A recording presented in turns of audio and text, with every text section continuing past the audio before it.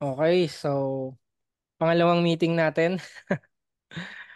First na call natin hindi na record. So ibig sabihin meron tayong mga napag-usapan na hindi nila dapat marinig. So inulit natin 'to ng ibang araw na. Okay, so fresh topic. Okay? So ako almost nakalimutan ko na rin yung mga sinabi ko last time kasi meron akong short-term memory talaga. Okay? So tumatagal lang sa memory ko yung mga bagay-bagay kapag sinulat ko siya sa papel. Okay? So balik tayo doon sa topic natin. So for today's video, medyo podcast type tayo, no? Interview tayo ng isa sa mga subscribers natin, si Kensman. Okay? So kung Kensman, magpakilala ka. Alam ko may Ayun, social media ka rin, di ba? ah, ako si Kensman, no, so hindi ko na lang bayanggitin yung apelyido ko. So, 2 years na ako nasa trading and yan, subscriber ako ni Sir Lotus. Then, Okay. yun. Okay. So si Kensman, I think probably isa ka sa mga pinaka nakaka-appreciate ng content ko. Kasi minsan may mga gems talaga akong dinadrop na para sa akin solid pero para sa iba is wala lang. And napapansin ko parang ikaw yung nakakapansin nun usually, no? Parang sa mga flip top lang din. Meron silang mga gems na dinadrop na parang mga solid pero bakit parang nakakapagtaka, bakit parang wala nakaka-appreciate? Ba't ganun, no? So I think isa ka dun sa mga bagay or sa mga audience na nakaka-appreciate ng mga topic na yun, especially pagdating sa psychology. Okay? So for today's video, i-review lang natin, no? Tapos magbibigay lang tayo ng konting feedback dito sa naging performance ni Kensman. Kensman, anong phase to? Phase 1 to, no? Phase 1 po. Yan. Okay, so sa phase 1, meron siyang 46.1 na win rate. Tapos, ano pa bang meron dyan? Mataas yung profit factor mo, no? Yung RRR mo, 1:4. Okay? Tapos, best trade is 3R, I think, or 4R. 4R. Almost 4R. Ah, Itong $149. Itong best trade mo sa baba. And then phase 1, total of 26 trades. Ilang days to bago natapos, if you remember? Nag-start ako mag-trade po January 1, I think. Tapos natapos January 9. I think sarado yung Gab, market ng January 1. Probably January 2. Kung weekday January. man yun. Oh. Kung weekday man yun, January 2, I think January 2 ka na nag-trade na. Ah, So, yun. Ha? Pwede patingin uli ng mga trades mo. Trades muna sa baba.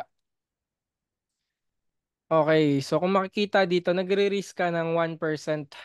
No, kasi meron kang $52.5. Pero I think ang exact 1% ng 6K is $60 ba? Medyo mahina ako sa math eh. Okay. Tapos ang 10% is $600.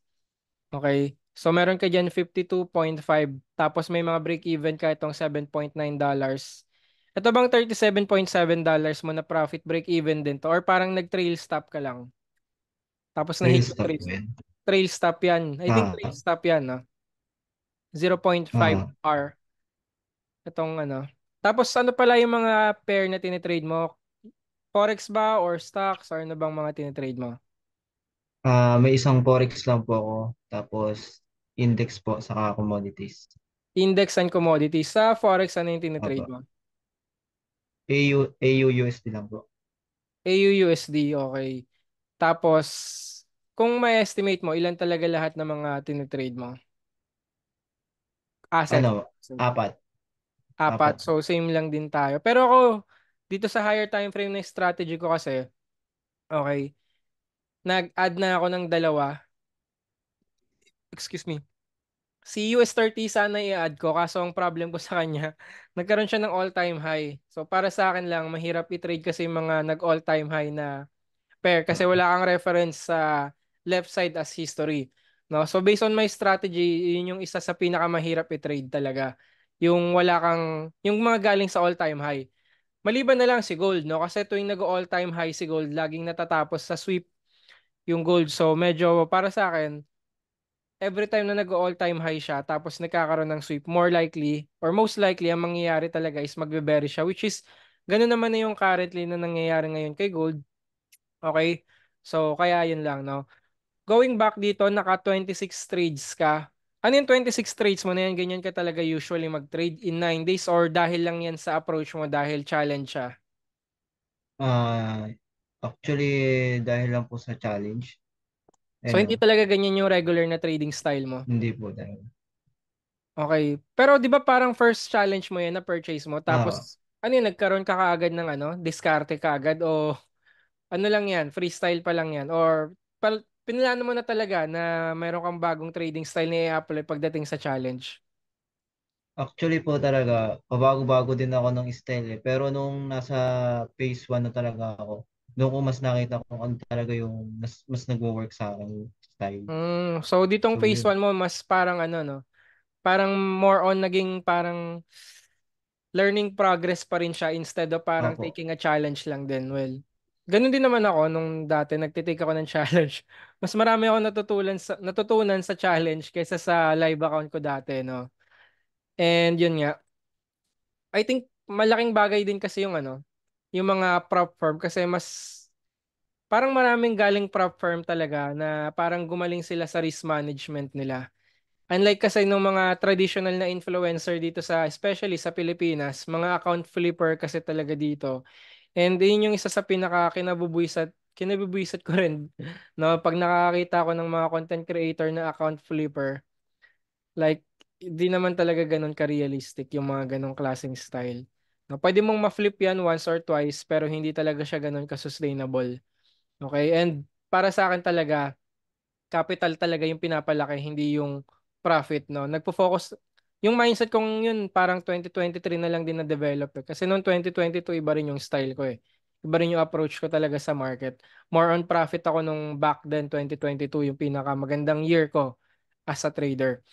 Okay, so going back, no, balik sa'yo, pwedeng i-scroll up mo, tapos punta tayo dun sa equity curve mo, analytics. Okay, so dito sa equity curve mo, no, anong pakiramdam mo nung nangyayari yan? Kasi smooth na smooth, no? Halatang hindi punersa yung nangyari dito. Pwede ba akong gumamit ng annotate dito? Okay, kita mo ba yung Ayan. drawing ko? Sir, gitu.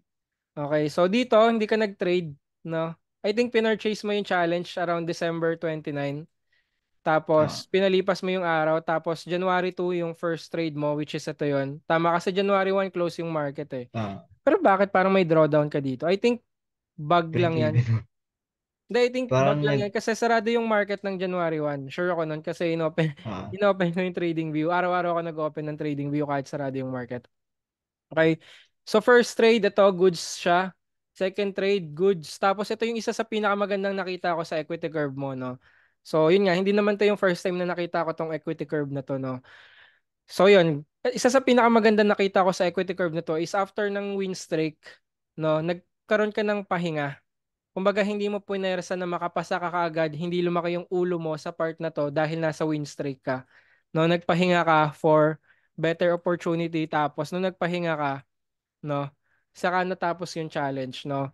Kasi yun yung sinabi ko rin dati sa content ko, no, na pwede rin kasing makatilt talaga yung win streak, no. And I don't know kung nakaka-relate yung iba doon, pero yung iba kasi parang pag nasa win streak sila, inaantay nila na parang inaantay pa nila na matalo sila para lang ma-realize or ma-realize nila na nakatapak yung paa nila sa lupa, no? And dito sa part na to, nasa win streak ka and then dito sa equity curve na to, dito mo malalaman na hindi masyadong lumaki yung ulo mo diyan. Kumbaga na-realize mo yung paa mo nakatapak pa rin sa lupa. Tapos everything is just I think pagdating sa strategy, wala na tayong pag-uusapan kasi dito mukhang alam na alam mo talaga hmm. yung ginagawa mo, no? So meron ka na talagang working strategies na para sa'yo, no? Yun nga lang, ang problema dito is yung phase 2, no? So, punta tayo sa phase 2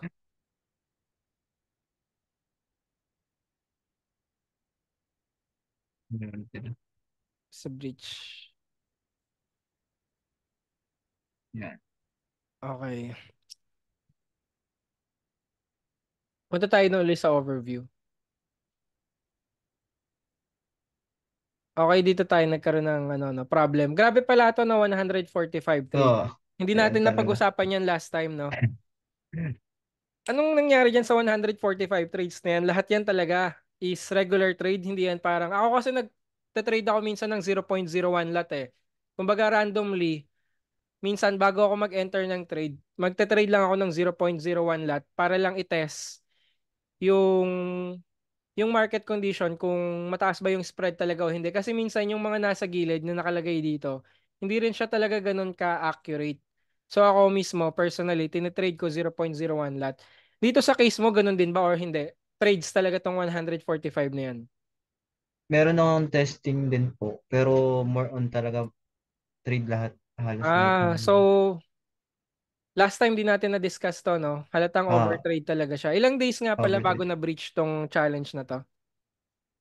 Ah, If you, sa ano rin, sige sa analytics na lang. hindi ko na matandaan sa rin. Sige, baba mo pa konti.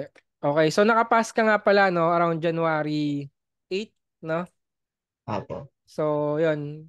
I-review nyo sa mga nanonood, review nyo na lang kung anong date exact siya nakapasa. So, dito, nagkaroon ka ng win trade. Tapos, the other day, no? Nagkaroon ka ng bagsak, no? One day. Tapos, sunod bagsak. And then, pahinga. No, itong pahinga mo na to straight to 1 week to, no, kasama yung weekend. Apo.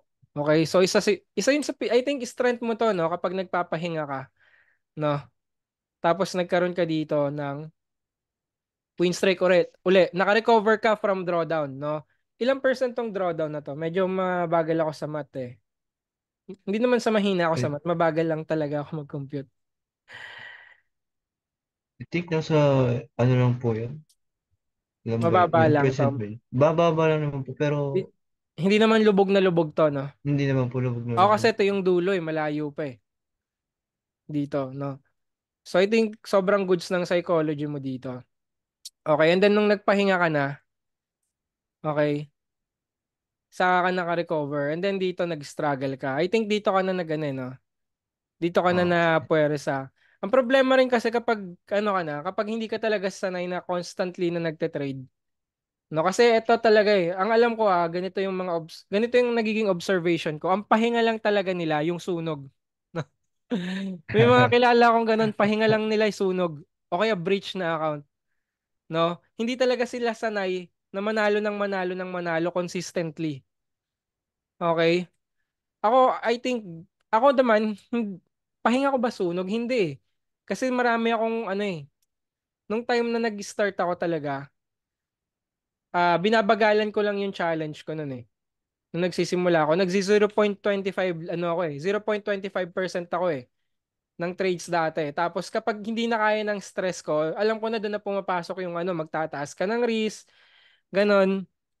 O kaya naman, minsan naman, kapag nagaganyan yung ano mo, equity curve mo, tapos babalik ka na naman sa break even, tapos dito, 2 weeks na yan.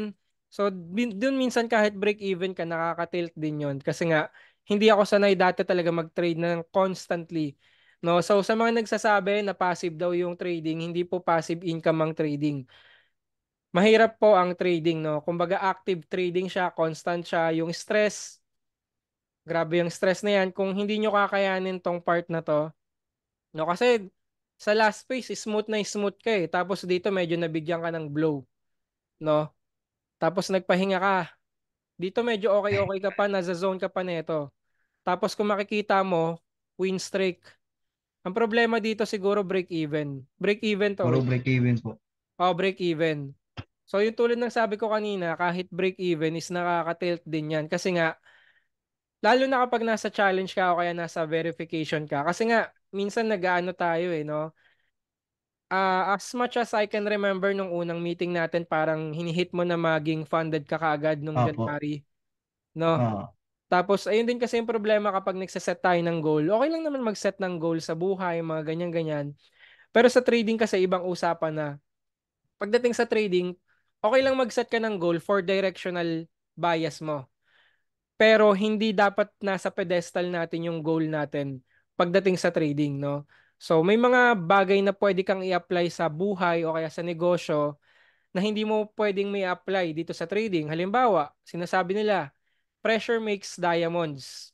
Okay, sa trading hindi mo ma-apply yan kasi kapag more pressure ang nararamdaman mo sa trading, no, is hindi ka makakapag-decide ng maayos. Kumbaga magiging maapektuhan nun yung performance mo, no? So yun din yung part na yon dito sa trading. Pagdating naman sa goal, no? Hindi porket magse-set ka ng goal is ibig sabihin kailangan mo nang i-project yung mga agenda natin sa market, no? Kasi minsan kapag pino-project na natin yung agenda natin sa market, yun na yung time na parang hindi na tayo nagte-trade, no? Doon na yung parang ego na natin yung pine-present natin sa market. Tayo na yung nagpe-present sa market, hindi na yung market yung nagpe-present sa atin. Okay, so isa yon sa pinakamahirap matutunan, no? Kasi ako kahit salita ako ng salita dito, hangga't hindi mo kasi siya nararamdaman, hindi mo siya matututunan, no? Pero pagpalagay nyo na lang para sa mga audience, no? Na this is a heads up lang para sa mga traders na papunta na sa path na yon. Okay? So going back, ito, yun nga tulad din ng last na nasabi ko sa iyo nung meeting natin, hindi mo kailangan yung equity curve is salamin natin 'yan. Reflection natin 'yan, no? Hindi mo kailangan ikwento sa akin kung ano yung nangyari, no? Kasi sa equity curve pa lang mababasa mo na siya lalo na kapag pinagdaanan mo talaga siya. Alam na alam mo talaga 'yan, amoy na amoy mo talaga 'yan. Okay? So dito wala ka pa naman problema kasi kung makikita mo dito sa mga break even mo na 'yan, umakyat ka pa eh, no? Okay? Water lang ako. Konti na lang sana eh. Umakyat ka pa. 150 na lang sana yan. Ilan? 150. 150 na lang. Oh. Okay. So yun nga, umakyat ka pa nga eh. Actually dito eh, medyo goods ka pa nga dito eh. Okay, actually maganda pa to. Maganda pa tong part na to. Ang problema, ang nangyari dito, hinahabol mo yata yung goal mo kasi malapit na Ah, matapos yung January. No? January 29 na. So ang goal mo dapat January funded ka na. Okay? Ilang trade to? One trade lang to? O marami rin? hindi. Marami po yung multiple entry po yun. Multiple entries siya, no? Tapos, instead Hmm. na matapos ka na sana, nag-multiple entries ka, dito ka na nalunod. Tapos, tulad Ah, nung nasabi ko, nung last time, I think ito, chamba lang to. Kasi over-risk din siya eh. Kasi kung makikita mo yung equity curve mo, medyo porsado talaga tong part na to. ah, Okay? And yun, nangyayari talaga yun. Minsan pwede ka makachamba, no? And, eto na, stress na talaga siya. No, bumagsak na. Tapos dito medyo pinipuwersa mo pa, hindi naman pinipuwersa, nilalaban mo pa. nilalaban ko. Kung makikita mo dito, naubos na yung pasensya mo. I think, basang-basa siya, naubos na yung pasensya mo, no? Seryoso.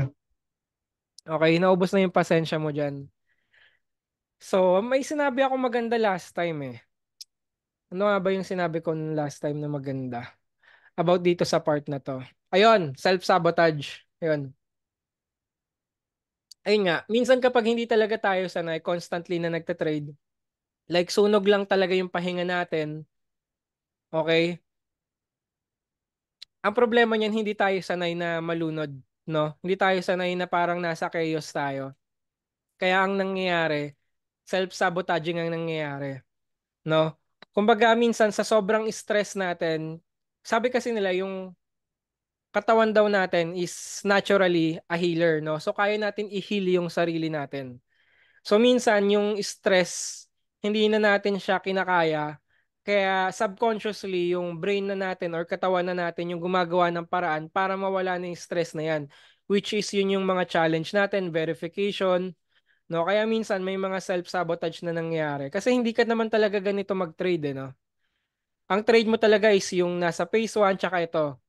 Phase 1 po. Oo, tsaka ito. Lumipat Mga na po ganito, ako dyan eh. yung mga ganyan. Yan talaga yung style mo ng trading. Ang problema, meron ka ng style, no? Meron ka ng system for yourself. Ang problema, hindi mo siya ma-apply, no? So dito mo makikita na na hindi strategy yung problema dito. Ang problema dito is yung mental fortitude na hindi mo kinaya yung level of stress for a long period of time. And nakadagdag pa dyan is yung nagsaset tayo ng goal sa trading, which is nabablock niya kung ano yung pinapresent sa atin ng market. Kasi sinasampal natin sa market kung ano yung gusto natin mangyari. So, I think ganun yung nangyari dito, no? Yes. So, yeah. That's it. Yun lang naman yung observation ko dito. And yun, props nga sa'yo kasi hindi ka natatakot magpakita ng mga losing challenge. And I believe, no, mas marami pa dyan. Hindi lang yung mga nasa comment section. I think yung mga content creator din. No, I think nakaka-experience din ng ganyan. Ako may losing, ano rin ako, may losing month ako. Kumbaga 2023 ko goods naman siya. Pero yung pagbungad sa akin ng January, no, yung adjust, I think hindi rin siya psychology yung naging problema sa akin. So, siguro next video na lang din yon. Sa ibang video ko na lang explain kung bakit ako nagkaganon. It's probably the adjustment dun sa risk-reward ratio ko. Kasi majority ng mga trades ko talaga tama naman. Yung risk-reward ratio lang yung naging problema. Masyado akong tinataasan. Pero 80% win rate pa rin naman sana yun. Yun lang, no? Hindi ako nagbe-break even. Yun yung ginagawa ko dun. So, para sa akin, solid din na learnings yun. And dahil doon bumagal yung, kumbaga ano, bumagal yung stimulation sa buhay ko kasi parang simula last year, parang tuloy-tuloy din yung grind ko eh. Oo nga. Ang dami ko ring Dami grind nun. eh. Ang hirap kaya mag-take ng challenge tapos nagvi-video ka, tapos may negosyo ka pa, tapos nagji-gym ka pa. So, yun, yung constant stimulation lang din na nangyari sa buhay ko. Ngayon medyo bumagal, medyo naging hindi naman haya-hay, no? Bumagal lang yung stimulation ng brain ko. Yun, tapos, ayun, ang problema, ay may na-discuss pala tayo dito, no? Kamusta pala yung tulog mo yun dito? Yung sa unang system ko, nakakatulog ako ng maayos, sir. Kasi bago pa yata mag-10, tulog na ako nun eh. Okay na ako sa Hmm. trade ko eh. Eto, inaantay ko siya. Lumipat ako ng strategy. Inaantay ko ng 11 to 12. Kasi yun lang yung nang pasok ng strategy na yun. Hmm. So may mga parang time zone na sinusunod sa isang specific na Ah, strategy. So parang may in-adjust ka pala dito based doon sa sa kung ano yung current situation mo. Apo. Hindi ka hindi ka naniwala doon sa kung ano yung recently mo nang ginagawa. Tingin mo ba may Actually, siguro po yun sa lang, market condition lang. Kasi parang prosado po yung Oo, yun nga pala, no. Kumbaga yung market condition is hindi naka-prime dun sa currently na ginagamit mo before. apo. Kaya Apo. nag-adjust ka kasi nga may nahabol ka. Ah, Pero yun. after mong ma-fail tong challenge na to, yung mga setup ba na yun, lumabas siya? Ah, ang gaganda pa sir. Diba nung may pinakita akong trial sa inyo? Yun, isang trade lang nun. Pasado agad yung Mm. trial. Yung sinasabi mo nag-demo ka. Apo.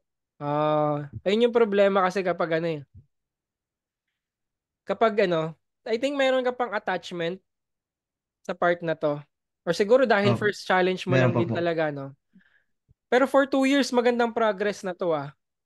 Para sa akin, for 2 years, magandang progress na to. Kasi usually, mga ganitong klaseng performance, lumalabas siya pag third year, fourth year na eh. No? Well, sa akin, medyo iba yung case ko talaga. Kasi, grabe rin yung sacrifice ko nung nagsisimula ako. Tsaka, iba-iba rin talaga tayo. Kasi minsan, majority rin talaga ng mga, mabibilis yung progress sa trading. Kumbaga may mga business background na rin eh. Minsan yung mga nasa e-commerce, parang si Buds yata yon, Buds Algo. Sabi niya, ang dami niya raw magagaling na students na e-commerce. Ay ako kasi nasa e-commerce din ako eh. Kaya siguro ganun. Tsaka yung attachment sa pera is hindi na ganun katindi kasi nga yung cost of living ko is hindi naman talaga galing sa trading. Para sa akin yung trading is bonus na lang din siya eh. No? Actually, sobrang liquid ko ngayon. Wala nga akong binibili personally. Wala akong mga ina-upgrade sa mga buhay ko eh. Well, boring na tao lang talaga siguro ako. Okay, so dagdag ko na lang din sa kwento dito sa sabihin na natin podcast. Ganun kasi akong klaseng tao eh. Gamer kasi ako. Ang gusto ko lang naman talaga nung bata ako parang computer set lang tapos privacy, sariling kwarto, ganun. Yun na naman talaga yung personality ko. Hindi mo ako makikita na parang nagfe-flex masyado ng mga profits. So nagpakita lang talaga ako ng profits nung funded next nagkaroon ng affiliate. Kasi mayroon parang accusation na hindi raw nagpe-payout si Funded Next. Kaya napilitan akong gawin talaga yun. Kasi nga affiliated ako sa kanila. So next time din ako mag-affiliate, no? Ayun na lang siguro. Going back dito, no? So may na-discuss, siguro dito na lang tayo matatapos. Tapos, I think sinabi ko sa'yo kanina na mag-prepare ka na lang ng Ah, questions mo para sa akin. So, bago yon, dito na tayo matatapos sa part na to. So, sana sa mga nanonood, kahit papaano marami kayong mga na-pick up doon. Tapos, doon sa napag-usapan namin dito sa equity curve, sana na-imagine nyo yung scenario ng struggle during sa mga period na to. Okay? Yung mga yan. Ito, halatang punersang trade. Tapos, mm, siguro inisip mo makakachamba ka uli. Alam mo kapag nakachamba ka dito uli, parang minsan parang masama pa nga sa yun eh. Once na nag-force ka ng mga bagay na hindi masyadong support, tapos nag-work siya, mm, kapag nasanay ka sa support na setup, minsan parang nagiging part of character mo na rin siya eh. So, ako mas gugustuhin kong matalo no ng malaki na hindi sumusunod sa trading plan kaysa manalo. Oh, sorry. Ay tama. Kaysa manalo no ng maliit tapos mm, sumusunod ako sa trading plan. Mas gusto ko 'yon kaysa hindi ako sumusunod sa trading plan tapos nanalo ako tas malaki. Ang problema kasi sa pag ganun, ano eh, subconsciously parang sasabihin mo gumaan na nga last time eh, gagana rin yan uli ngayon, no? Unlike naman kapag na na ano ka, na penalize ka dahil sa stupidity mo, yung pain kasi nandun eh. No, yun yung pain na yun, yun yung magpapaalala sa'yo na wag mo na uling gagawin yung mga kaululan na pinapwersa mo yung market o yung mga setup mo sa market condition na hindi pa naman naka-prime. So, yun din yung sinasabi ko before na nagko-compound din yung mga bad and good habits na yan. Okay? Pero doon sa na-discuss natin sa last meeting natin na isa sa I think hindi ko pa siya na-drop kahit sa premium, no, is yung visualization. Okay, yung even visualize niyo yung sarili niyo na nasa drawdown kayo para once na nasa actual drawdown na kayo is tawag dito, hindi na kayo uncomfortable, no? Just be comfortable of being uncomfortable. And once na nasanay ka na kasi sa constant chaos na nangyayari sa surroundings mo or sa environment, parang magiging normal na lang siya sa'yo, no? So, halimbawa, no, siguro yung mga soldier, ganun yung pakiramdam nila. Kumbaga, parang may mga nakikita akong ganung training eh, sa TikTok yata yun or Instagram, yung parang naglalakad sila, gumagapang sila habang yung gilid nila pinagbabaril na sila. May mga ganung training silang ginagawa, no? So, sa trading naman, meron mga shortcut para mapabilis siya. Hindi mo kailangan ma-experience siya ng actual talaga sa market pero may mga times din na unavoidable talaga siya which is dadating at dadating talaga yung part na yan. Pero isa sa mga pinakamakakapag-speed up na lang siguro ng process pagdating sa chaos na yan is yung visualization. Visualize mo na mahihit yung stop loss mo and once na nasanay ka na nahihit yung stop loss mo, hitting your stop loss according to your plan, ang mangyayari kasi niyan is parang mapaprime na yung utak mo. Kumbaga, ayun yung sinasabi nila na ano eh, na parang law of attraction yung sinasabi nila, no? Hindi mo ina-attract yung mga losses, pero ina-attract mo yung mindset na gusto mong marating kapag nasa actual market ka na. Yun yung imagination. Kasi ako ginagawa ko rin yun eh. Nagvi-visualize ako na mahihit yung stop loss ko. And then after ng exercise, mahirap siya minsan eh. Minsan kasi ano eh, kapag pipikit ka lang ng 10 minuto, mahirap na eh. No? mm, Kaya pagdating din sa ganun, medyo hindi rin siya ganun kadali, no? It's either matutunan mo siya sa visualization or sa actual experience talaga sa market or both, no? Sa akin both ko siya na experience, no? Nagvi-visualize ako na nandito ako sa stage na to and then may experience ko siya. Kaya kapag na-experience ko na siya, hindi na siya ganun kasing lala, no? And minsan may mga point na umaabot na parang normal na lang nasa 5% drawdown ako. Like, it's very normal na lang. Kayang-kaya ko na makatulog. And like dati, napapanaginipan ko yung mga candlestick talaga eh. Minsan pinapanaginipan ko yung mga drawdowns na yan. No? Siguro ikaw, napapanaginipan mo yan kasi first challenge mo pa lang yan. ah, Pero yun, nangyayari yun, mga candlestick, napapanaginipan ko yan, yung drawdown na yan. Tapos, minsan mapapayosi ka kahit di ka nagyosi dahil sa sobrang gusto mo lang ng ano, gusto mo lang ng coping mechanism, no? And sa akin naman, isa sa pinakamagandang coping mechanism ko rin kasi sa part ko is yung gym talaga. Like, grabe siya, no? And kapag nagji-gym ako, hindi na ako nag-ano eh. Parang hindi ako naglo-load ng internet. Parang hindi ko na siya na-check-check yung I just stop thinking about trading na lang siguro ganun. Ayun siya, no?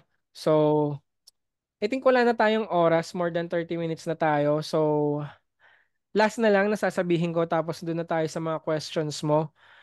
Yes, sir. So, isa pa sa mga technique na tinuro ko naman na to sa premium. By the way, si Kensman pala wala siya sa premium.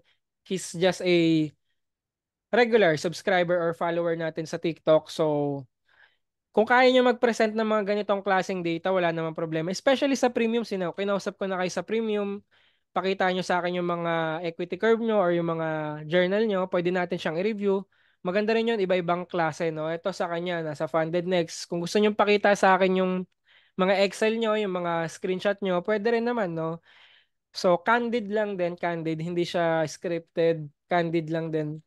Okay, so yun nga, isa sa mga naturo ko sa premium, nabanggit ko kanina, once na nakaka-experience ka ng drawdown, like, halimbawa yung ganito, pwede mong i-down risk, no?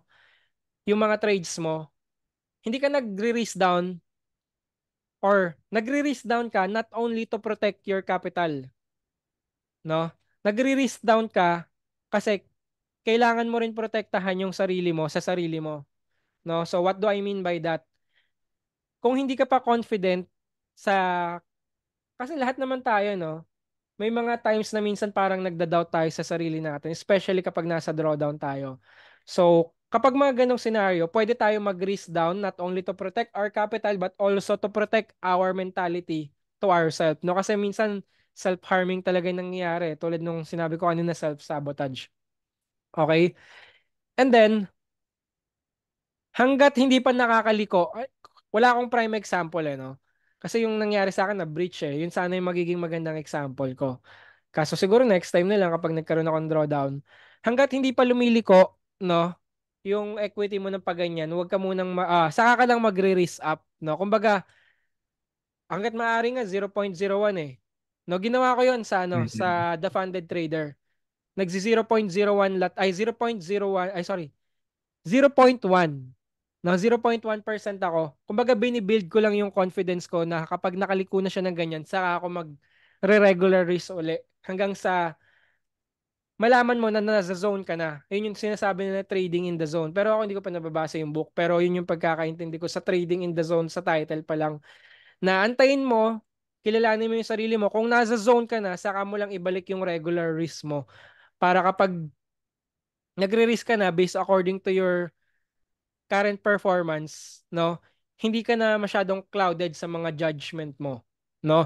And then kapag nakaramdam ka na naman ng tilt, halimbawa win streak ka, nakakaramdam ka ng tilt, pwede mong i-estimate yung sarili mo, no? Hanggang sa makabalik ka uli sa regular performance mo or yung peak performance mo. No, kasi hindi naman 100% of the time kaya mong mag-perform ng 100% eh, no? Sometimes 50-50 pa nga yan eh. Okay? So, yun lang. Wala na akong i-add. So, may question ka nga pala, no? So, go. Yun, sir. Yung kagaya ng yung first bridge ko na yun. Paano kaya malalaman sir kung ready na ako mag-take ulit ng challenge? So, paano mo malalaman kung ready ka na uli mag-take ng challenge? So, number one, especially sa'yo, first time mo pa lang, kailangan mo muna mag-ano, parang mag-look sa, ano ba yung tawag nila doon? Kumbaga, i-ano mo muna, huwag ka masyadong stoic sa, ano, sa, sa trading, no?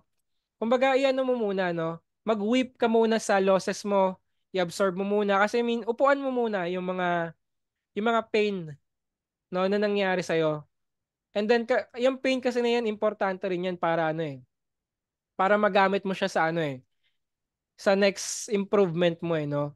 Alam mo yung mga ano, yung mga parang kaka-break up lang ng mga lalaki, tapos bigla sila mag-gym. And yung pain na yon is yung parang nagiging pre-workout nila. Tapos, kung makikita mo yung transformation nila, iba talaga yung lakas ng ano, galing sa breakup. So, same lang din yan So, sa trading. yung pain na yan is may gamit yan para sa next, ano mo, kumbaga parang gasolina mo yan para sa next ladder mo. No, hindi ko sinasabi na automatically kapag nakaramdam ka ng pain, is ibig sabihin magta-transform ka na kagad. It's still a process. So, kung meron man lang ladder, it's just another top of the ladder. No, and then ganyan, ladder ulit. Pag ganyan yung gagamitin mo lang siya. So, ako ganun lang ako mag-isip. Pero actually, parang late ko na lang din siya na-realize eh.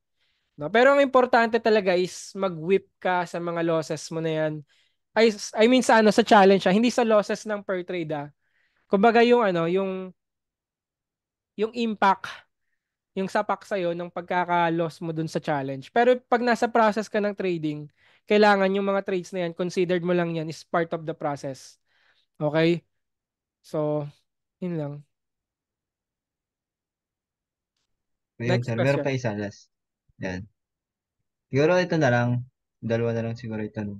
Yung paano maging process-oriented kaysa dun sa goal-oriented or dun sa outcome-oriented. Kasi minsan, nalulok back or Eto, tingin try ko mo sa to. trading. Yan. Sige, Sige. ganito, try mo. Kapag bumili ka ng next challenge mo, since wala na siyang time limit, no? Huwag mong gagawing goal na makapasa ka. Ang gawin mong goal is mag-trade ka ng 100 na kasama sa trading plan mo. Okay? Okay po. Huwag ka magte-trade para makapasa, no? Mag-trade ka, gamitin mo lang yung challenge na yan para sa proseso mo. Kumbaga kung ano man yung maging resulta niyan, basta importante meron kang 100 trades. So paano mo gagawin yung 100 trades? Mag-trade ka siguro ng 0.1% per trade. Pwede mong gawin yon. Tapos mag-focus ka lang sa 100 trades, no? Halimbawa, maging positive ka tapos na yung 100 trades. Kailangan meron kang ano, journal talaga. Isa sa pinakamagandang journal para sa akin pa rin, sa akin lang is yung Excel pa rin, no? Hiwalay mo yung journal mo sa emotion mo tsaka sa trades mo, no? Ayun yung gagawin mo. Okay po. Ang maging goal mo is mag-trade ka ng 100 na sunod-sunod na according to your plan, no? Huwag ka muna magpa-profit kasi kapag minadali mo yung profit, mas na-delay ka eh, mas bumabagal eh. Ayun nga po. Try mo lang bagalan, baka mas bumilis, na? Sige po. Last question, meron pa? Sige po. Yun, ito. Yung paano ba kayo, sir? Ay, nabanggit yun na pala sa journal. Ito na lang isa. Paano pag, yung makakaharap mo na yung pinaka-worst scenario mo dyan sa trading? Ano ba yung pinaka-worst scenario nyo po dyan? Yung na-experience Worst tapos, scenario sa trading. Actually, paano nyo marami. na-handle? Marami akong ups and downs. Parang every year, meron akong nangyayaring ups and lows. And para sa akin, hindi talaga maiiwasan yon. Okay? So, marami. And yung mga lows ko na yon, tsaka mga ups na yon, parang kapag babalikan ko, parang lahat sila may tulong sa akin eh. Meron siyang help. Pero kung tatanungin ako kung ano yung pinaka-lowest and pinaka-highest point na na-experience ko as a trader, siguro yun yung 2021. Yun yung time na nasa boom and bust ako. Kumbaga makakapasa ako ng isang challenge, tapos babagsak ako ng 10, parang 10, hindi naman 10, mga 5. Kasi 20, yun, 20% pass rate yata ako nun before. So yun lang, magpe-payout ako, tapos after ng isang payout, mawawala ko na naman yung account. Tapos after ko mag-take na naman ng challenge, magpe-fail yung challenge. So yun siguro yung part. Okay, so yun. So isa yon sa mga naging part ko during my trading career. Pero para sa akin, hindi pa yun eh. Meron pang part na nagkasabay-sabay, business, family, tapos trading. Meron din yun. Pero I think isa yun sa pinaka-solid na nangyari din sa akin. Pero hindi ko pwedeng i-share kapag medyo family part kasi nga nasa social media ako and I don't wanna Hmm. share something more about family pagdating kasi sa social media. So, siguro na lang ano, for the longest time, yung January, pero hindi ko, ano eh, masyadong malaki yung account size na nawala sa akin, pero hindi ko siya masyadong dinidibdib kasi alam na alam ko kung ano yung error sa part na yun. Yun yung minsan part sa ano eh, sa trading na mahirap eh. Yung alam mong nalulunod ka pero hindi mo alam kung paano siya isosolve. Unlike kasi dito sa nangyari sa akin, alam na alam ko kung ano talaga yung error niya. Yung risk reward lang yun. Alam ko walang problema sa psychology, walang problema sa strategy, walang problema sa risk management. It's just the risk reward, no? Yun lang yung naging problema. Siguro kakapalan ko lang ng konti yung stop loss or sorry, siguro pipiliin ko lang yung mas makakapal pa na stop loss kasi minsan may mga 15 pips ako sa mga EU, AUGU. Yung 15 pips siguro mababa pa yun. Siguro gagawin ko ng 20 talaga standard pataas, no? And kapag yung candle is not more than 20 pips, hindi ko siya iti-take. Siguro yung mga ganun yung adjustment na gagawin ko pero sa premium gagawa ko na lang siya ng video. Ayun yung sinasabi ko rin sa mga students ko pala na nanghihingi na sila sa akin ng video about sa strategy na problema ko kasi wala pa siyang 6 months. So I think yun din yun ano, kapag kapag meron ka ng enough experience din sa market, kaya mo na gumawa ng strategy rin. Okay. So siguro wala lang akong data, no? So yun yung excuse ko para sa mga premium, by the way. So going back, ano pa ba yung mga struggles dito? Ano pa ba? Siguro yun lang, pero matatagal yung mga process na yun. Yung mga struggle na yun kasi is hindi lang siya one-time event. Parang minsan may mga part doon na months din na nangyari. Okay, siguro sa pagsisimula ko lang din sa trading, swerte lang ako, masasabi ko. Kasi yung first, tatlong community pinasukan ko, first two, okay siya. And then yung isa is hindi. No, yun nga lang, medyo expensive talaga. Kung ano talaga expensive, yun din yung kayang ibalik din sa'yo. No? And isa sa mga pinaka-solid din pala na nangyari sa akin is yung time na parang umalis na ako sa community ko. Ayun siya.